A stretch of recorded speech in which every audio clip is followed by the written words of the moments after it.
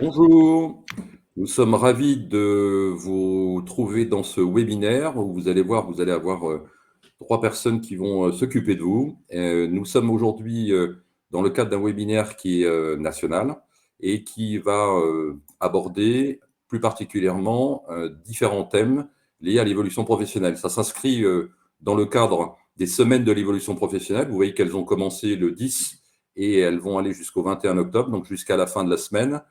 Et l'objectif, c'est de vous permettre, en effet, d'avoir recul sur différentes thématiques. Alors, quelques éléments d'organisation au travers des règles de consigne pour poser vos questions. Vu que nous sommes ensemble pendant 1 heure, pour poser vos questions, vous avez en bas de votre écran sur la droite, vous avez bien un onglet qui s'appelle « Questions » avec un point d'interrogation. Donc, merci de bien l'utiliser. Vous avez juste à droite après un chat, donc rien ne vous empêche en effet de discuter entre vous au travers du chat. En tout cas, merci d'apporter vos questions uniquement sur le point d'interrogation questions. On verra en général pour y répondre plutôt à la fin de ce webinaire. Et si en cours de route, on voit qu'on est sur une thématique identique à la question qui est posée, on n'hésitera pas, bien entendu, à y répondre. L'objectif aujourd'hui de cette intervention, c'est en effet d'arriver sur une thématique qui vous intéresse particulièrement.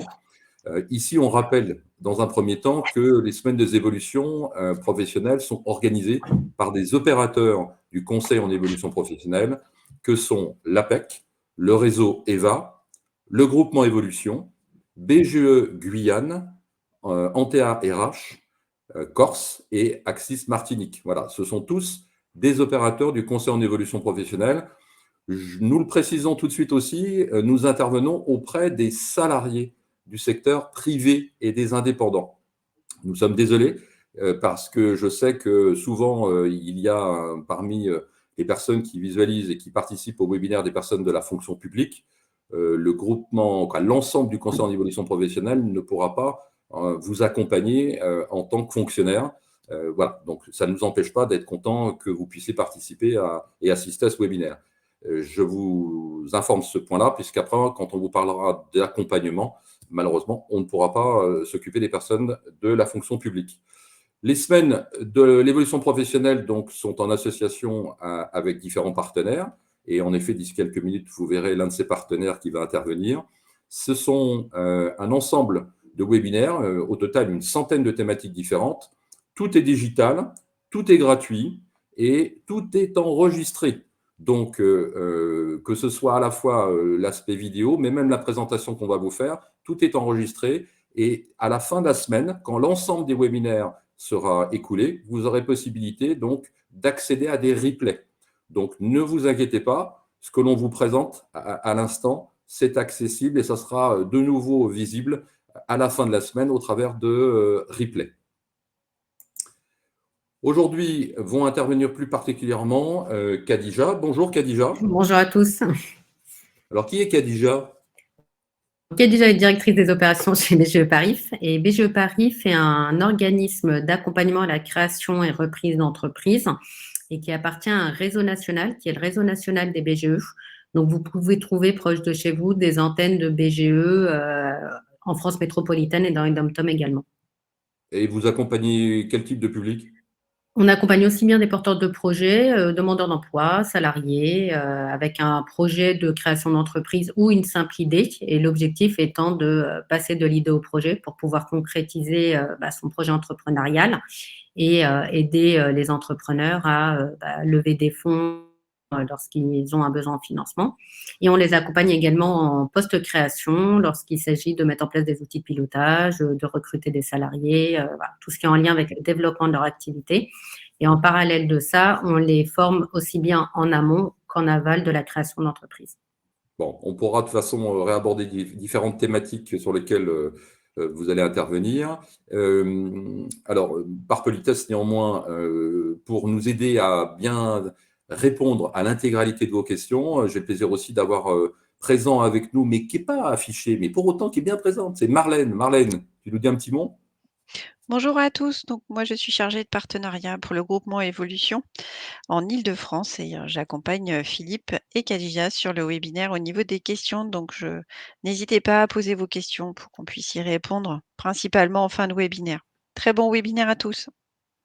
Et puis votre serviteur, en effet, Philippe Aulin, donc chargé de mission partenariat avec Marlène, plus particulièrement sur l'Île-de-France. Euh, euh, Élément important avant qu'on poursuive. La présentation qu'on va vous faire est une présentation qui est très générique. Donc ne vous attendez pas à avoir des réponses très précises. Nous ne sommes pas des fiscalistes, nous ne sommes pas des juristes, nous ne sommes pas des experts comptables. Donc l'objectif aujourd'hui, c'est de vous donner les éléments clés essentiels pour vous permettre d'avancer. Donc voilà, ne soyez pas plus exigeants, ce n'est pas l'objectif, mais vous allez voir, à coup sûr, ça va vous plaire quand même. Donc, je veux créer mon entreprise. Bah oui, si on est là tous ensemble, c'est qu'il y a une thématique sur laquelle vous êtes sensible. Je veux créer mon entreprise. Donc, on va regarder quelles sont les étapes pour créer ou reprendre une entreprise. On va voir comment le conseil en évolution, il peut vous aider. Et puis derrière, comment mobiliser le dispositif démissionnaire pour mettre en œuvre votre projet. On vous sensibilise sur le fait tout de suite que le dispositif démissionnaire est un des dispositifs qui peut me permettre, alors que je suis en activité, de quitter mon entreprise avec un certain nombre de questions. On pourra y revenir. Mais potentiellement, il y en a d'autres. Et le conseil en évolution professionnelle pourra vous apporter cet éclairage. Alors, ce qui est important aujourd'hui, c'est que, en fin de compte, qu'on ait un projet de formation ou un projet d'évolution ou de reconversion, le projet de création d'entreprise, alors création, même chose hein, quand on parle de création ou reprise, c'est quelque chose qui doit se préparer. Parce que il faut vraiment qu'il y ait bien une articulation entre à la fois ce que vous voulez créer et votre projet, en quoi il consiste. Il faut bien qu'il y ait une harmonie, tout ça. Donc, on va vous proposer un certain nombre de repères. Donc, rien n'est figé, rien n'est rigide. Ce qu'on vous met là en avant, c'est vous donner je dirais, de vous suggérer un certain nombre de choses. La première des choses, c'est que pour bien avancer, il faut utiliser les bonnes méthodes. Voilà. Donc là, on pourra évoquer un certain nombre de choses concernant les méthodes. Ensuite, des fois, on entend parler d'un rétro-planning. Quand on a un projet qui va prendre un certain temps, c'est bien de programmer les différentes étapes. Quand on est entouré, c'est quand même mieux d'être seul. Donc là, avoir des réflexions sur est-ce que je me lance dans ce projet seul ou pas, ça sera un des points sur lesquels vous serez amené à réfléchir. Et on sait que la vie n'est pas simple, que la vie n'est pas linéaire, qu'il n'y a pas forcément qu'une seule solution. Donc, c'est bien aussi d'avoir en tête, de penser à ce qu'on appelle différentes pistes alternatives. Et pour que ce projet se réalise de création, il y a des chances certainement qu'il y ait besoin quelque part à un moment donné de se former pour que le projet ait plus de chances d'aboutir. Et puis, bien entendu, pour la mise en œuvre, on va commencer par un certain nombre de réflexions liées à ce projet. Est-ce que, Khadija, vous voulez bien nous en dire quelques mots? Donc, en effet, donc là, vous avez toutes les étapes de la création d'un projet de création d'entreprise. Donc, on va dans un premier temps étudier l'idée ou le projet d'adéquation, ce qu'on appelle personne-projet.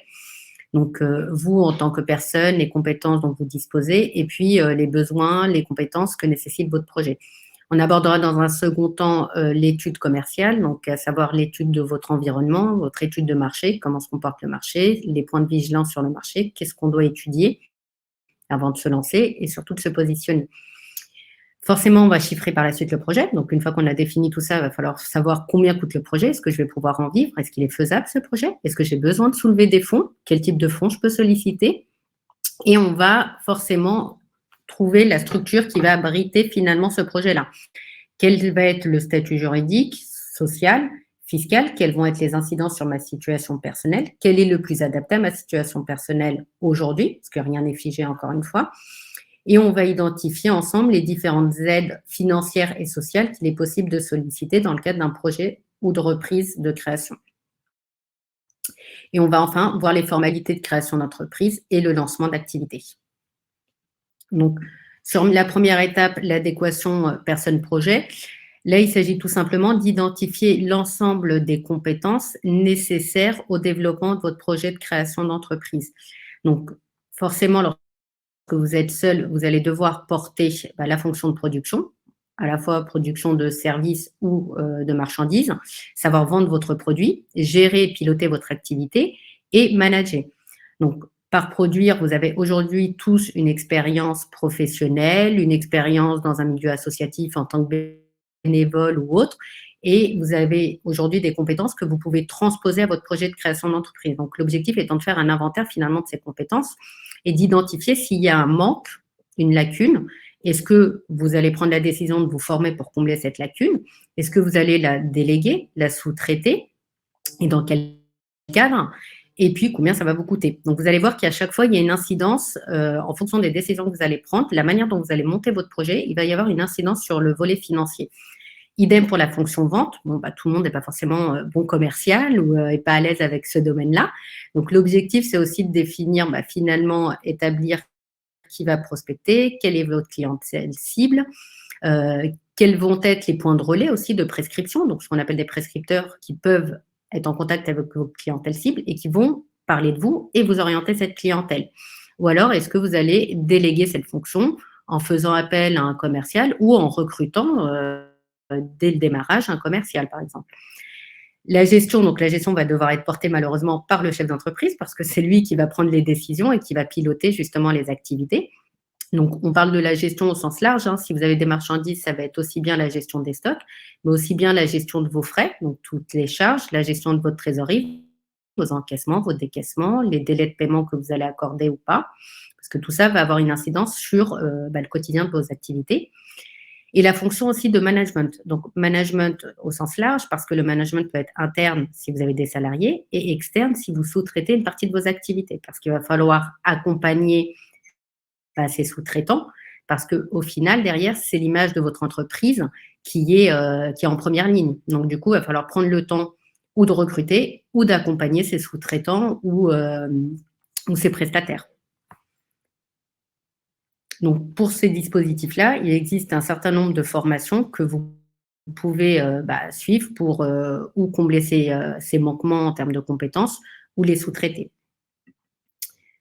Donc, être chef d'entreprise, c'est aussi un état d'esprit, c'est savoir prendre des risques, être conscient aussi de ces risques, les limiter cependant, faire preuve d'initiative, donc toujours se remettre en question, proposer de nouveaux services, de nouveaux produits, essayer de se distinguer quotidiennement finalement de ses concurrents pour que vous ayez une vraie valeur ajoutée sur le marché. Être force de conviction, parce qu'il faut aussi que vous croyez en votre projet, parce que notamment lorsque vous devez convaincre des clients, il faut que vous-même vous ayez confiance en vous et que vous fassiez preuve de persuasion. Il en est de même lorsque vous avez besoin d'un financement. Donc, il faut vraiment maîtriser votre projet et puis avoir cette capacité de vendre finalement ce projet à des financeurs ou à des associés, si vous envisagez de vous associer. Être ténace, effectivement, la ténacité, être combatif régulièrement et sans cesse pouvoir à la fois se remettre en question sans pour autant que ça nuit à votre manque de confiance. Excusez-moi Khadija, il y a des personnes Oui. qui ne voient pas le support. Donc est-ce vous pouvez cliquer peut-être sur, l'image pour la mettre en plus grand? Parce qu'a priori, il n'y a que les slides. Les slides sont sous forme de vignettes. Donc je ne sais pas si, moi, je peux réduire la vignette pour tout le monde, mais je ne peux pas l'agrandir davantage. Là, je peux la réduire, mais du coup, non. Je ne pense pas que ce soit mieux. Éventuellement que la personne… Est-ce que là, c'est mieux? Alors c'est curieux parce que tout le monde n'est pas alors voilà, il y a Alors, Mohamed en qui nous dit: bas, «J'ai eu ce problème sur c'est Chrome et mieux. en passant par Edge, plus de problème». Alors, il y en a qui disent en que c'est bas à là, a gauche, priori, c'est mieux, ouais. tout va bien. Sinon, en bas à gauche Donc de on ne touche plus à l'écran, rien. voilà. Oui, après, n'hésitez pas à le mettre en plein écran sur votre ordinateur. Ouais. Que chacun puisse afficher le plein écran, peut-être que ce sera mieux, effectivement.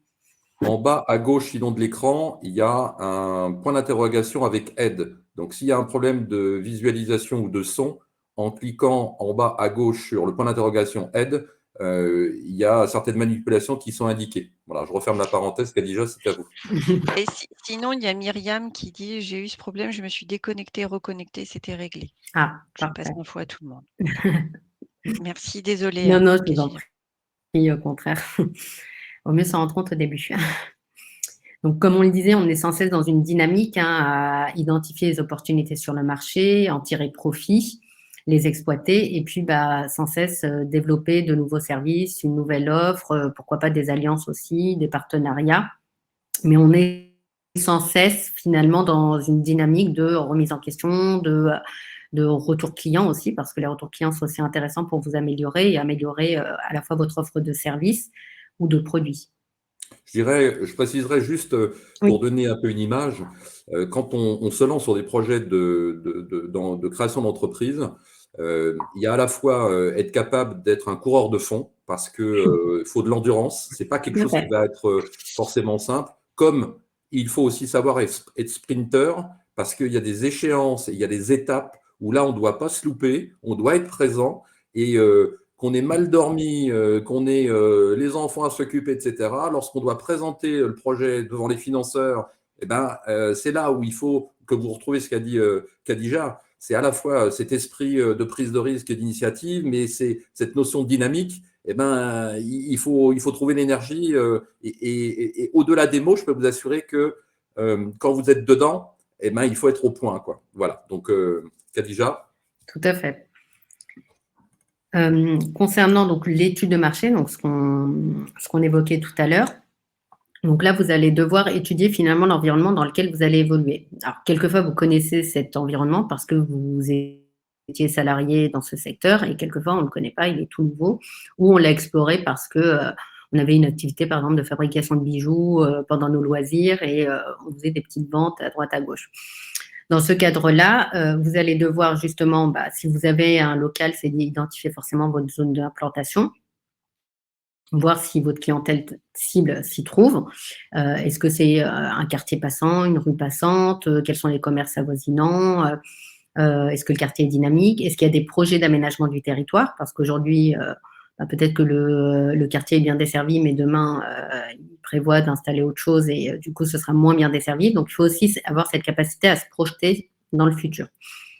Vous allez devoir étudier aussi votre clientèle cible. Quelle est-elle? Quelles sont ses habitudes de consommation? Quel budget elle consacre à votre produit ou à votre service? La fréquence également d'achat du produit ou du service.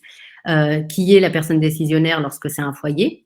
Souvent, lorsque il y a un achat de maison, c'est souvent madame qui a le dernier mot sur l'achat de la maison. Donc, du coup, la communication va être ciblée vers madame pour la séduire. Également, étudier vos concurrents. Donc, pareil, on va faire un inventaire. Qu'est-ce qu'ils proposent? À quel prix? Comment ils fonctionnent? Comment ils communiquent aussi? Parce que ça va vous donner des billes par la suite pour établir votre communication et votre stratégie commerciale. Quelles sont leurs conditions générales de vente? Est-ce qu'ils accordent ou pas un délai de paiement? Donc, toutes ces informations, finalement, vont nourrir aussi votre projet de création d'entreprise. Également, pour les fournisseurs, donc fournisseurs ou sous-traitants, on va avoir la même approche. Combien ils sont, quel est leur prix, leur délai d'intervention, leur délai de paiement, est-ce qu'ils ont des conditions générales de vente aussi, quelle est leur fiabilité, leur crédibilité sur le marché, avant de définir finalement vers quel sous-traitant vous allez travailler ou quel fournisseur avec lequel vous allez travailler.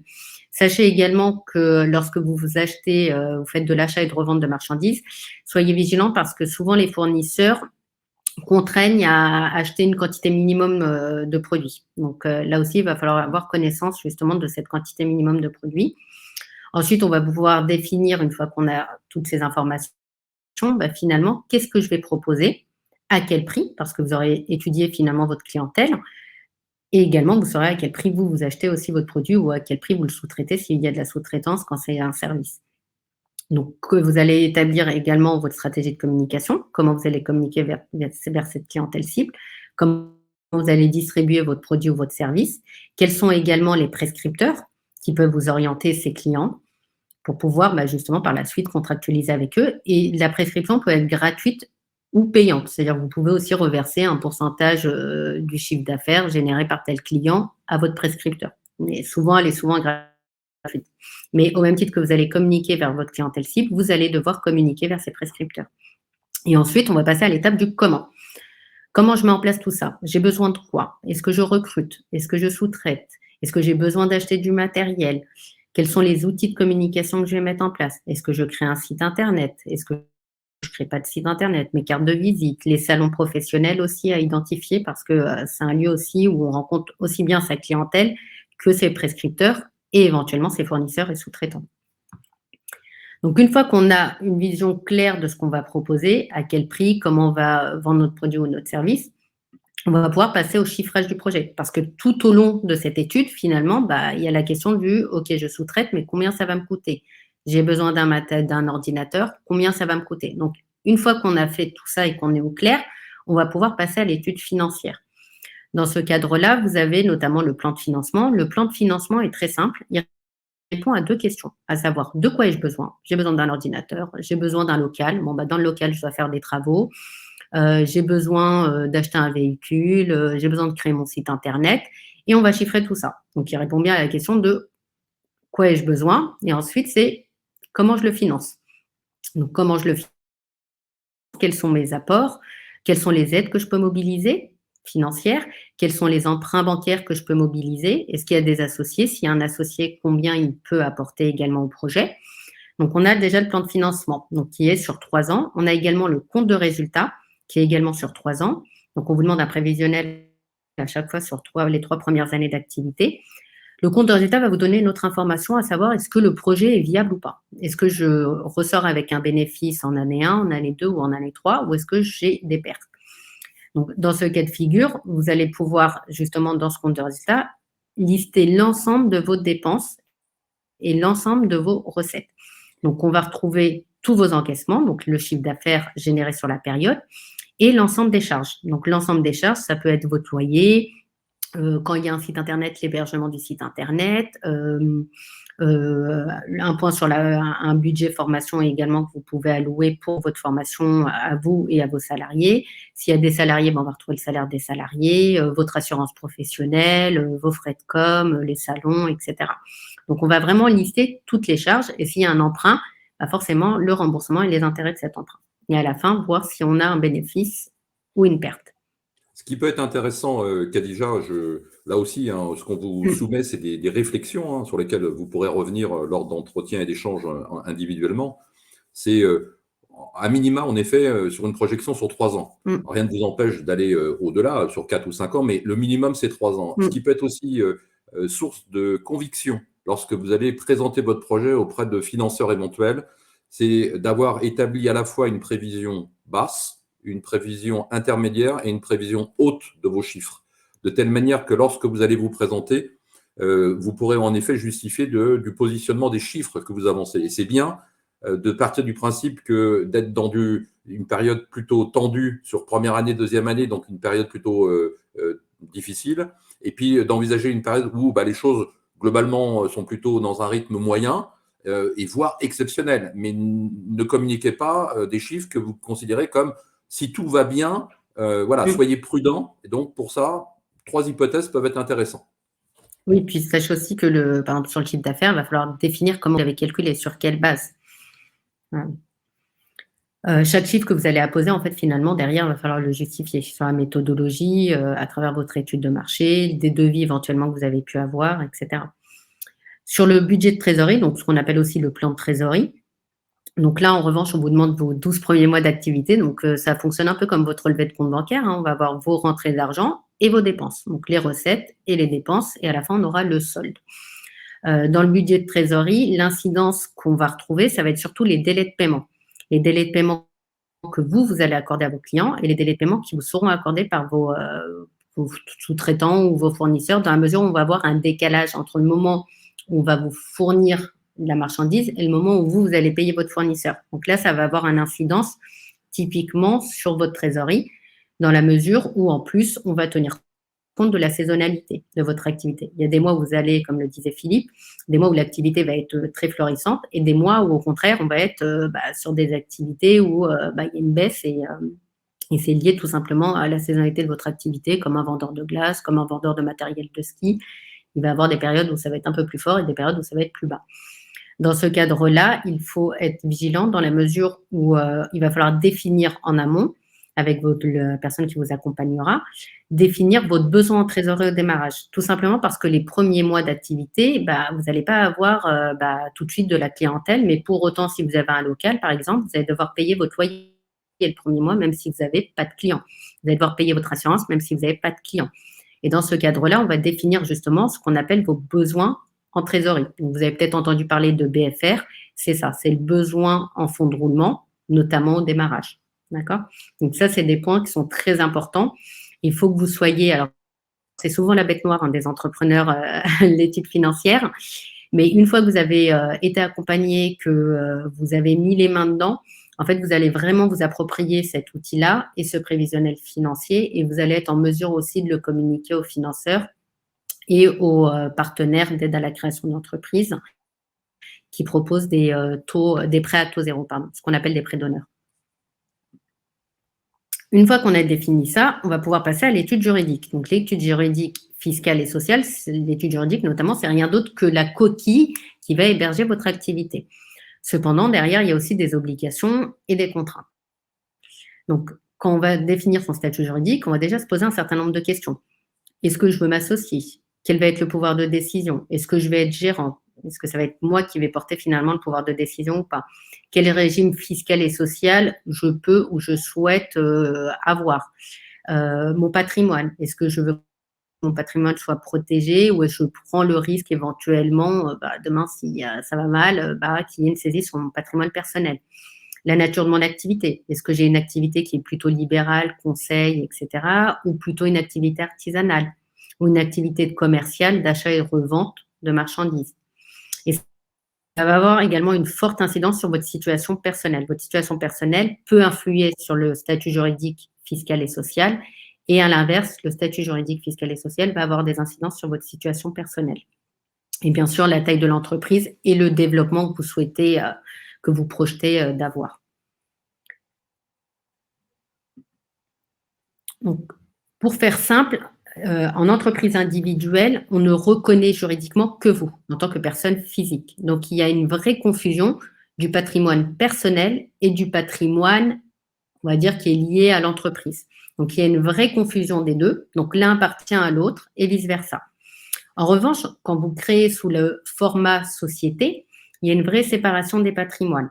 C'est-à-dire que la société a une existence à part entière, c'est une personne morale qui est distincte de la personne physique. Donc, on va bien distinguer ce qui relève du patrimoine de l'entreprise et ce qui relève de votre patrimoine personnel.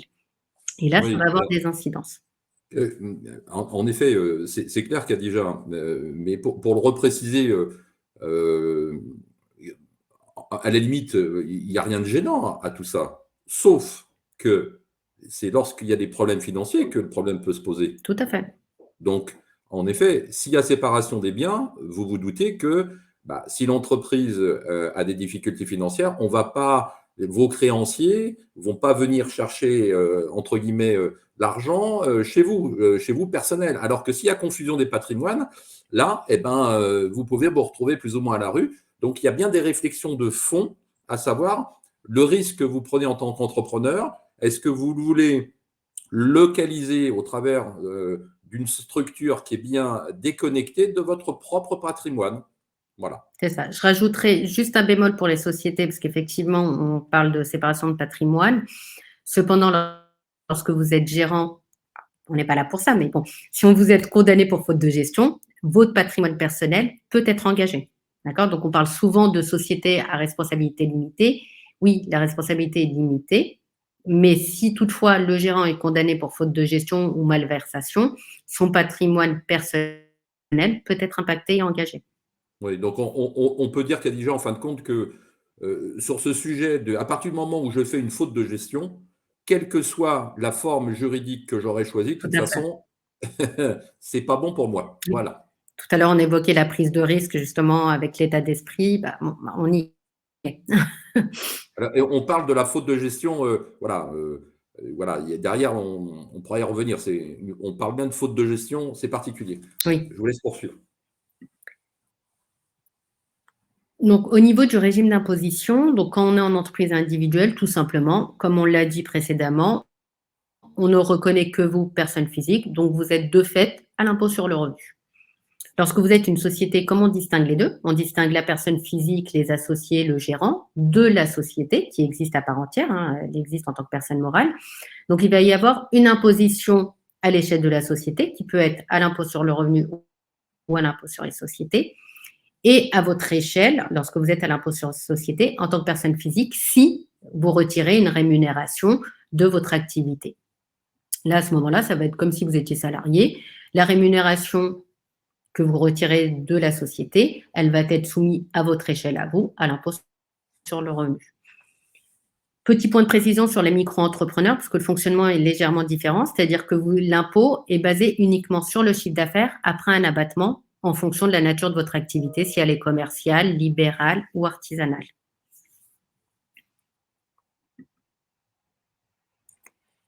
Alors, pour compléter justement l'étude financière, sachez que vous pouvez bénéficier d'un certain nombre d'aides au financement. Donc, vous avez notamment des micro-crédits donc auprès de l'ADI, qui est l'Association au droit à l'initiative économique. Auprès de la GFIP, il y a également la possibilité de se voir octroyer une subvention après un accompagnement pour les personnes reconnues travailleurs handicapés. Le réseau Entreprendre avec également un prêt à la création d'entreprise à taux zéro. Vous avez les plateformes d'initiative, donc Initiative France et France Active, qui proposent également des prêts d'honneur, donc des prêts à taux zéro. Alors, l'avantage, c'est que souvent, il y a des différés de remboursement qui peuvent aller de 3 à 5 mois et les prêts sont souvent de 3 à 5 ans en fonction du montant emprunté.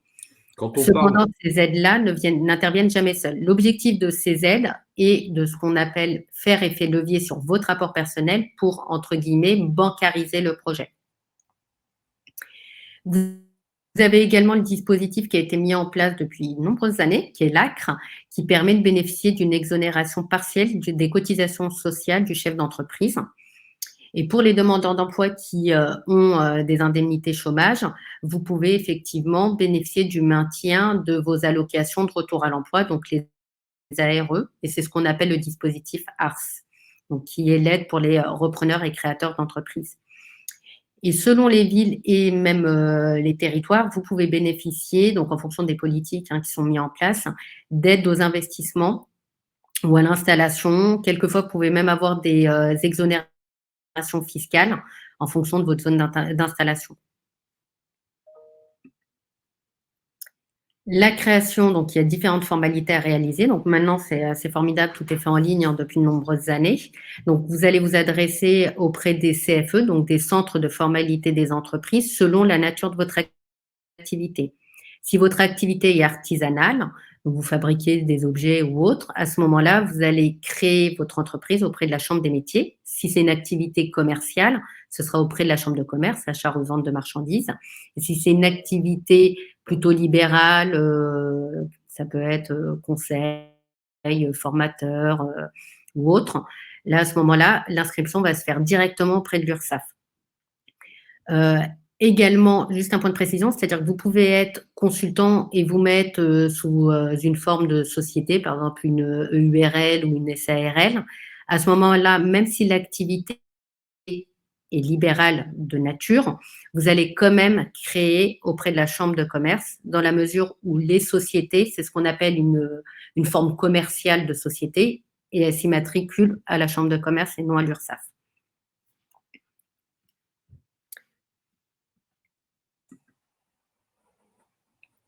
Alors, pour vous accompagner un petit peu dans tout ce qu'on vient d'évoquer, on a de la chance en France, c'est que finalement, il y a pas mal de dispositifs, il y en a même beaucoup, des dispositifs à la fois nationaux, régionaux, des fois quelquefois très locaux, qui font appel à des organismes d'aide à la création d'entreprises qui sont là pour vous aider. Donc, ça peut être des organismes comme BGE Parif, comme les BGE, pour parler du réseau des BGE.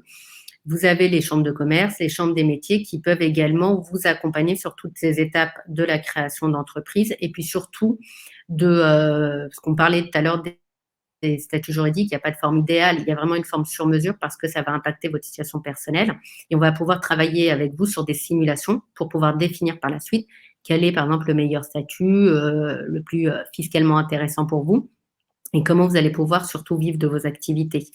Vous avez également les experts comptables qui peuvent vous accompagner Il y a tous les organismes de formation qui proposent de plus en plus des formations dédiées à l'entrepreneuriat.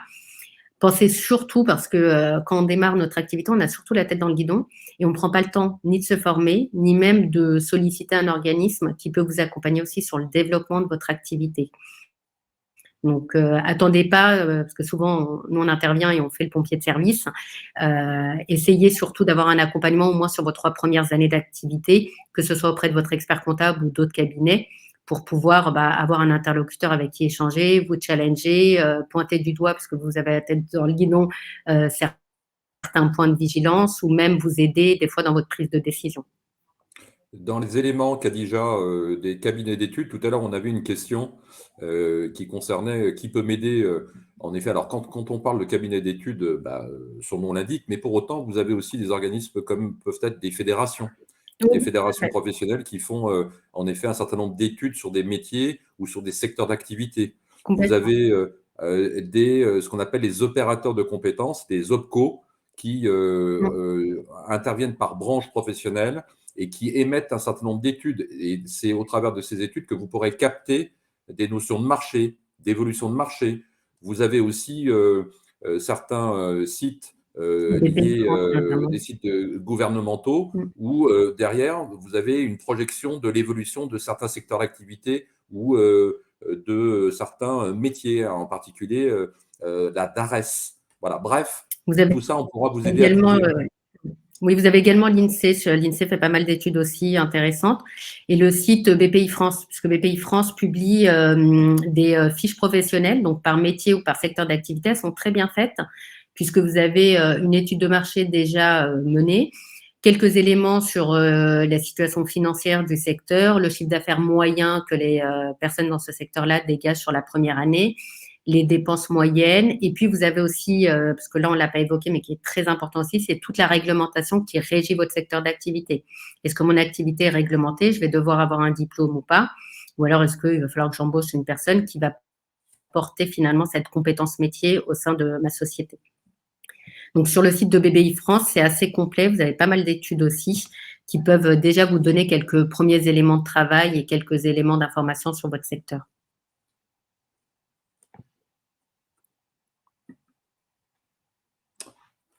Donc, maintenant que nous avons dégrossi un certain nombre de réflexions et de pistes, de méthodologies, bien entendu, on s'aperçoit en fin de compte que, moi, je suis un peu assommé quand même, parce qu'il y a une notion de densité, il y a beaucoup d'informations, ça peut paraître compliqué, on nous parle de différents interlocuteurs qui peuvent m'aider. Alors, comment s'y repérer dans tout ça?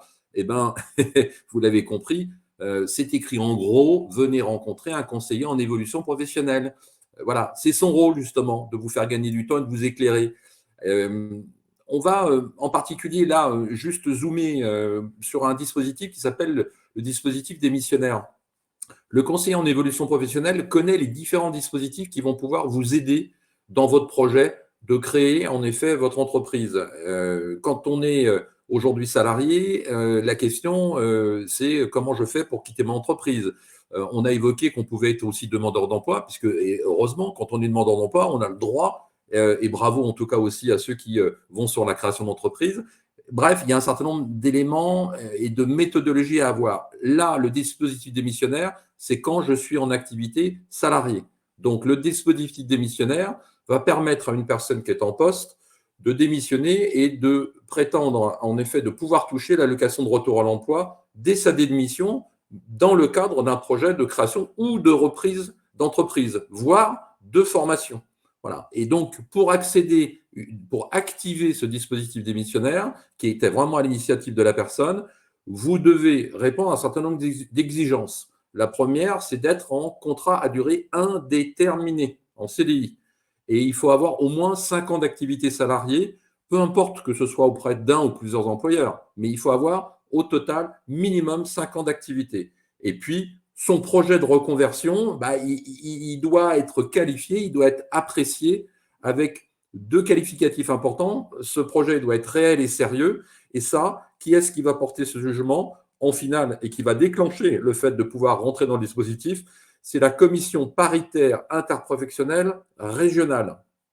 J'ose pas prononcer l'abrégé, mais si. Alors, des fois, vous entendrez parler des commissions CEPIR. Voilà. Alors, heureusement, ce n'est pas forcément pour vous donner de mauvaises nouvelles, hein, mais voilà. Donc, les commissions CEPIR, c'est ça. Et vous les trouverez, en effet, auprès de Transition Pro Île-de-France. On va y revenir juste après. Vous avez, c'est important, le site qui est officiel et qui vous donne tous les détails sur comment, aujourd'hui, lorsque je suis en poste en CDI, je peux utiliser ou pas ce dispositif. On vous l'a indiqué ici, démission-reconversion.gouv. C'est ce première étape qui vous permet de voir si vous êtes éligible. Ensuite, vous pourrez avoir recours à un conseiller en évolution professionnelle. Mais quand je dis vous pourrez, je me donne une gifle de suite parce que ce n'est pas vous pourrez, vous devez. C'est obligatoire. Là où habituellement le conseiller en évolution professionnelle, vous le sollicitez quand vous voulez, voilà, c'est libre. Là, dans le cadre du dispositif démissionnaire, vous n'avez pas le choix. Vous devez, avant de démissionner, on insiste bien, avant de démissionner, vous devez avoir rencontré un conseiller en évolution professionnelle. C'est lui, alors lui ou elle, puisqu'heureusement on a des hommes et des femmes, c'est lui qui va justifier justement du caractère réel et sérieux de votre projet, et puis il va vous aider.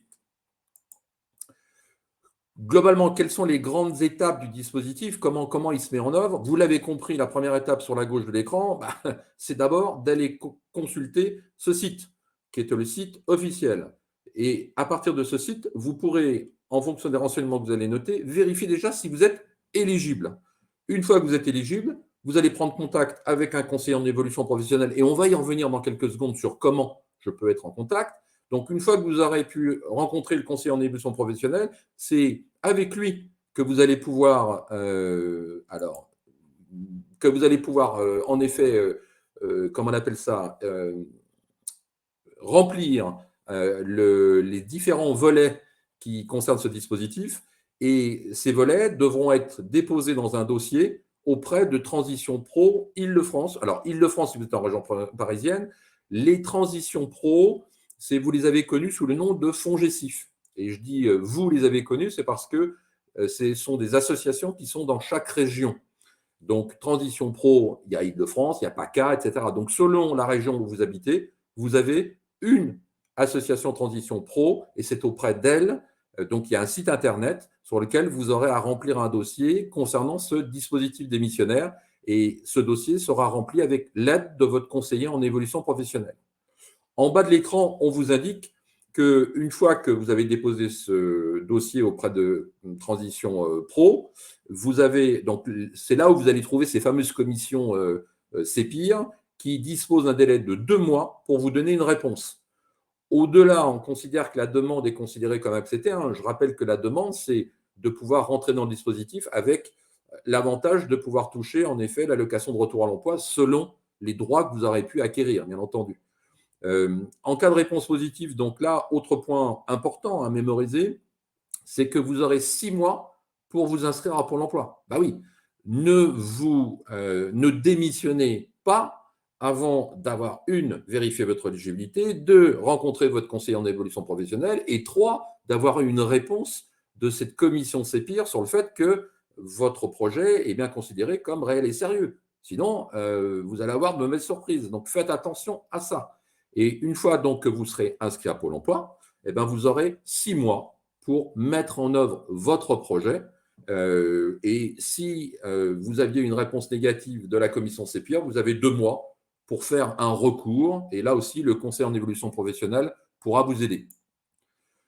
Vous l'avez compris, le rôle du conseil en évolution professionnelle, il intervient dans différents champs de ce que l'on ressent, de ce que l'on vit lorsqu'on a ces interrogations et cette volonté de soit créer une entreprise, créer sa propre activité ou de la reprendre. Donc, on va intervenir sur à la fois vous aider à définir une stratégie, vous rassurer et diminuer le stress ou les inquiétudes parce que on va partager avec vous et on va vous donner de l'information.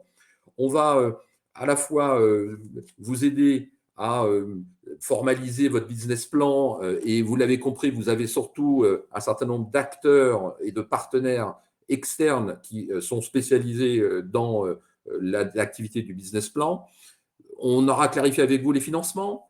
Quelle procédure, là on parlait, et dispositif, on parlait à l'instant du dispositif démissionnaire, mais il y en a d'autres qui peuvent vous aider à avancer, à obtenir je dirais des fonds pour vous former et pour être mieux armé dans la réussite de votre création ou reprise d'entreprise.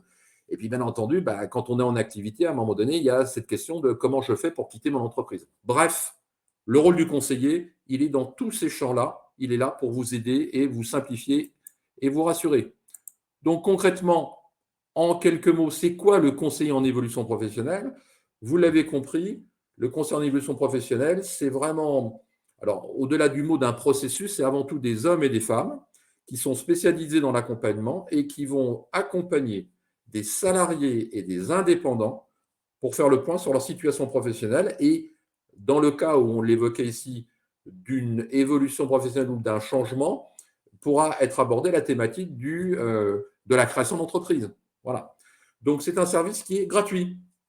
À chaque fois que vous allez nous solliciter, nous voir, etc., vous n'aurez rien à payer. Il est confidentiel. Quand on est salarié, on veut évoquer ses projets de façon discrète. Donc, il n'y aura aucun échange avec les employeurs. Il est neutre parce que nous ne sommes pas un organisme financier. Et donc, un organisme financier, un organisme de formation, on n'a rien à vous vendre. Accessible parce que le conseil en évolution professionnelle, c'est sur tout le territoire et vous pourrez rencontrer soit à distance, téléphone ou en visio, soit directement sur site, en face à face, des différents conseillers en évolution professionnelle. Et il est impartial. Oui, on est comment dire, on n'est pas le tonton, on n'est pas le tata, on n'est pas votre frère, on n'est pas votre mère, on n'est pas votre employeur. Bref, on partagera avec vous des éléments qui vont vous aider. Mais c'est vous qui allez mettre en œuvre, c'est vous qui déciderez. On ne vous imposera rien.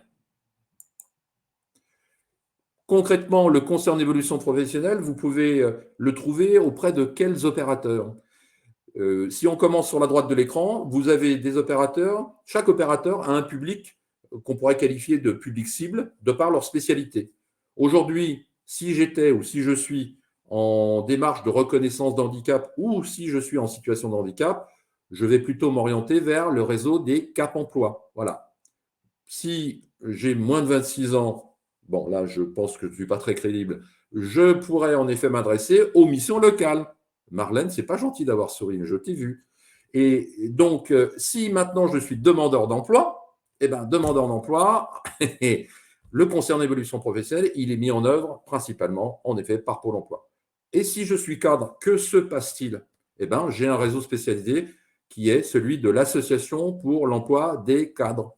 Et même si je suis demandeur d'emploi, je peux aussi passer, en tant que cadre, je peux aussi passer par l'APEC. Et enfin, sur la gauche de l'écran, lorsque je suis salarié en général du secteur privé ou travailleur, c'est pareil, en tout cas, on s'adresse à toutes ces personnes aussi, travailleurs indépendants, je peux m'adresser à ces différents acteurs qu'on a évoqués au démarrage, le groupement Évolution, Antea, groupe EVA, Axis, BGE, en effet, sur la partie Outre-mer, et puis je n'arrive pas à lire, c'est l'association je ne sais plus. Écoutez, je suis désolé, je l'ai en tout petit écran, mais vous l'aurez, vous, en plus grand. Donc, ces différents opérateurs, concrètement, vont déployer le conseil en évolution professionnelle avec quel objectif? C'est avant tout de vous accompagner dans soit de l'élaboration, la clarification, la formalisation de votre stratégie. Et là, en l'occurrence, elle va pouvoir intervenir sur différents domaines. Est-ce que ça concerne l'évolution professionnelle, développer mes compétences, carrément me reconvertir, faire une transition professionnelle, voir la mobilité dans la société dans laquelle je suis, interne, voire externe, acquérir une certification professionnelle ou, et c'était un peu plus la thématique de notre webinaire aujourd'hui, travailler plutôt à une réflexion liée à de la reprise ou de la création d'activité. Voilà. C'est ça. L'objectif du CEP, c'est de vous accompagner sur les champs sur lesquels vous avez besoin d'être aidé. Comment ça va se passer concrètement? Deux grandes dimensions. La première, c'est qu'on est vraiment d'individu à individu. On fait du conseil individualisé. Rappelez-vous de ce qu'on a dit juste avant, c'est du conseil qui est gratuit, qui est confidentiel, et voilà, donc pas de souci. Un conseil individualisé, il est en fonction de vous. Donc, c'est à la fois écouter comment on peut vous aider et derrière, vous faire un premier niveau de réponse d'information. C'est là où on révoque ce qu'on évoquait tout à l'heure. Nos conseillers, pour certains, peuvent avoir des parcours plus ou moins dans certains domaines, mais ce ne sont pas des juristes, ce ne sont pas des fiscalistes. Ce sont des professionnels de l'accompagnement, du questionnement et de l'orientation pour vous aider à gagner du temps. Donc, on fera un premier niveau d'information sur différents thèmes liés au métier, à l'offre de formation, à l'environnement professionnel, voire des dispositifs de financement. Tout dépendra de vous. Quelle est votre priorité? Et puis, on vous aidera à identifier comment vous pouvez mettre en œuvre ce qu'on appelle les démarches possibles et éventuelles à donner. C'est un accompagnement qui est personnalisé. Ça veut dire que vraiment, on va vous aider à accéder à l'information qui sera utile vraiment pour vous, afin de clarifier que votre projet il soit viable, suffisamment viable, et que vous puissiez prendre des décisions éclairées. Et on vous aidera à mettre en œuvre un plan d'action. Voilà. Donc l'accompagnement, ce n'est pas un seul rendez-vous, c'est le fait de vous voir, de nous voir plusieurs fois pour vous accompagner dans sa mise en œuvre. Dernier point important, concrètement, c'est bien Philippe, Khadija, vous nous avez parlé plein de choses, Marlène qui a aussi répondu et on va revoir un certain nombre de questions. Mais concrètement, je fais comment pour être en rendez-vous avec un conseiller? Comment je fais pour le rencontrer? Eh bien, on vous a indiqué là le site national, voilà, qui vous permet de visualiser où sont situés au plus près de chez vous, de votre lieu de travail, les conseillers en évolution professionnelle. C'est www.mon-cep.org et en allant sur ce site, vous allez avoir en effet l'onglet « Je trouve mon conseiller ». C'est l'écran qu'on vous a mis en grand là, ou en grand, j'espère qu'il est suffisamment visible, où vous allez pouvoir indiquer déjà quelle est votre situation, si je suis demandeur d'emploi, en activité ou pas. Ensuite, repréciser où vous souhaiteriez plutôt être au plus proche du rendez-vous. Voilà. Donc, vous pouvez choisir soit proche de votre domicile, soit proche de votre lieu de travail, peu importe. Et là, vous allez avoir la liste des différents opérateurs qu'on a pu nommer qui va se présenter à vous. Et vous pourrez ensuite avoir leurs coordonnées pour prendre rendez-vous. Leurs coordonnées soit téléphoniques avec un numéro vert et ou une adresse mail sur laquelle vous pourrez consulter aussi les plages qui pourraient être disponibles. Voilà. Donc, bref, vous l'avez compris, le conseiller en évolution professionnelle, il est là avant tout pour vous aider et il est là surtout pour vous éviter de vous retrouver en situation difficile, comme on l'a évoqué par exemple avec le dispositif démissionnaire. Il y a une méthodologie pour l'utiliser et il y a d'autres dispositifs. Nous sommes à 12h52, nous sommes à 8 minutes de la fin de notre webinaire. Déjà, premier élément, en tout cas, c'est de vous remercier de votre participation, de votre écoute et de vos nombreuses questions. Donc, ce qu'on va faire, Marlène, si tu le permets, est-ce que tu aurais une ou deux questions en particulier qu'il faudrait qu'on traite en priorité? Oui, il y en a quelques-unes. Il y a Chloé qui a demandé, qui dit qu'elle pensait que depuis mai 2022, le Tout à fait. statut EI avait évolué pour justement bien séparer le patrimoine d'entreprise du patrimoine personnel. Ce n'est pas le cas, elle s'interroge, merci. Et Khadija, je pense que vous avez essayé de répondre, mais la Oui, réponse n'apparaît pas dans le ouais, fil. j'ai pas Donc réussi. Effectivement, j'ai tenté de répondre quand j'ai vu la question de Chloé. Donc, effectivement, depuis mai 2022, il y a eu une avancée là-dessus, à savoir que de fait, le patrimoine des entreprises individuelles, le perso et le pro étaient distingués. Cependant, point de vigilance, demain, si vous voulez cesser votre activité et que vous avez des dettes auprès de vos créanciers, votre patrimoine personnel sera engagé. Donc, il faut vraiment faire attention là-dessus et pas foncer tête baissée en se disant, voilà, je peux me mettre en entreprise individuelle, mon patrimoine est bien distinct de mon activité professionnelle. Oui, dans les faits, on va dire plutôt oui, dans les faits puis dans la théorie, mais dans la pratique, c'est un peu plus complexe que ça. Voilà. Je rajouterais juste un élément aussi qui est, comment dire,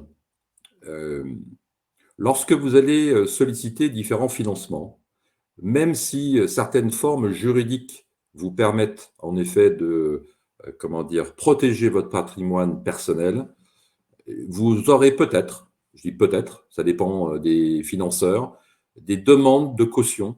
Donc, même si des formes juridiques vous permettent de ne pas associer votre patrimoine personnel à celui de l'entreprise, il se peut qu'en fonction de votre profil, de votre parcours, du financeur que vous avez en face de vous, qui vous demande néanmoins de signer certains documents pour de caution. Donc, attention à ça aussi. Autre chose, Marlène? Oui, Sabine demande si la création d'une coopérative ou d'une association rentre dans le dispositif, dans les dispositions de démission pour, créer une entreprise.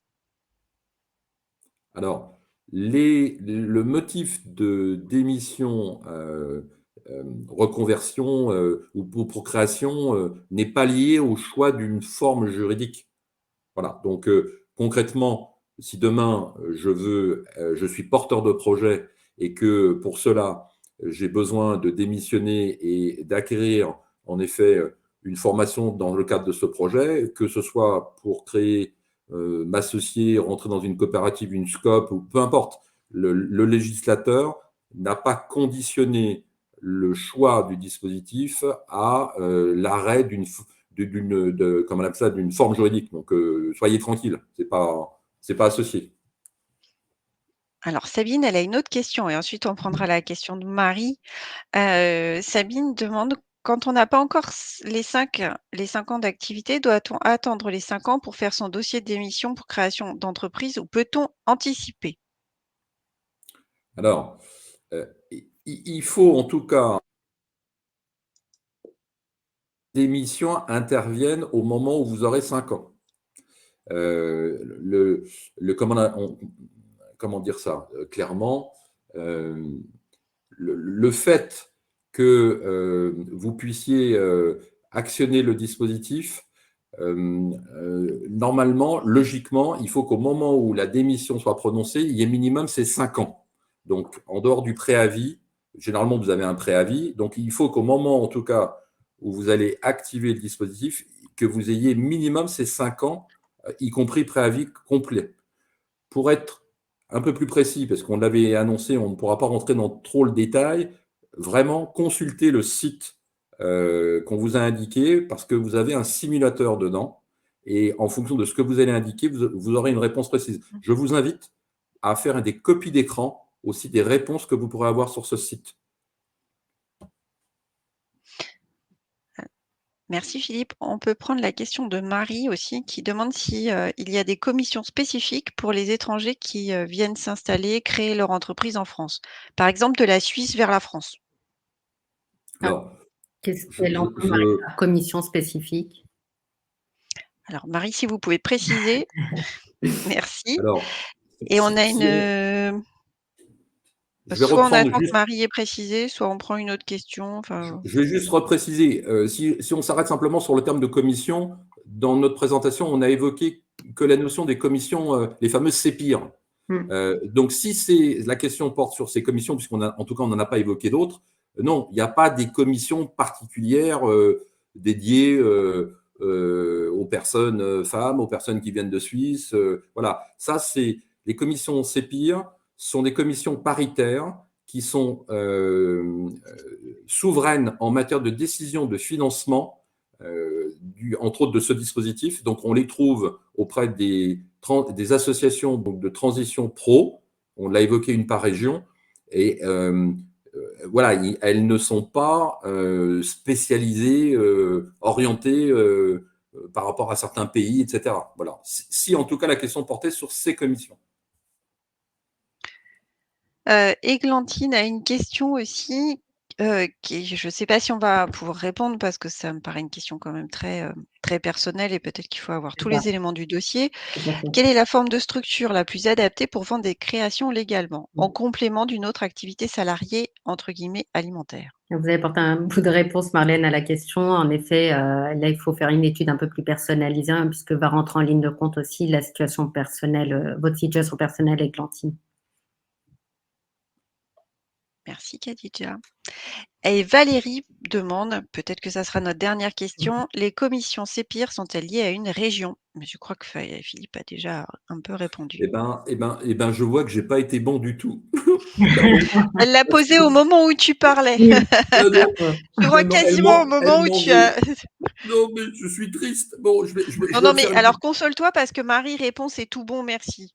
Ça va Ah, mieux? j'aime Marie. Marie, c'est bon, je vous aime. Voilà. Valérie, elle précise en disant: «À savoir, si je déménage, la décision est-elle la même Ouais. pour une autre région?» Alors, quand on dépose une demande de financement, entre autres, peut-être en activant le fameux dispositif d'émission reconversion, que l'on déménage ou pas, on peut parfaitement faire une demande de financement et avoir un projet qui concerne une autre région, hein. Ce n'est pas un souci. Donc déjà, la demande de financement à présenter, on choisit, il faut qu'il y ait une cohérence par rapport au projet. Mais si mon déménagement il est prévu dans 6 mois, rien ne m'empêche, et que ça concerne la région PACA, rien ne m'empêche de présenter mon projet néanmoins auprès de Transition Pro Île-de-France parce que j'habite en Île-de-France, hein. Ce n'est pas un souci. Merci Philippe. Valérie dit parfait, c'était ma question. Il est 13h. Ding dong dong.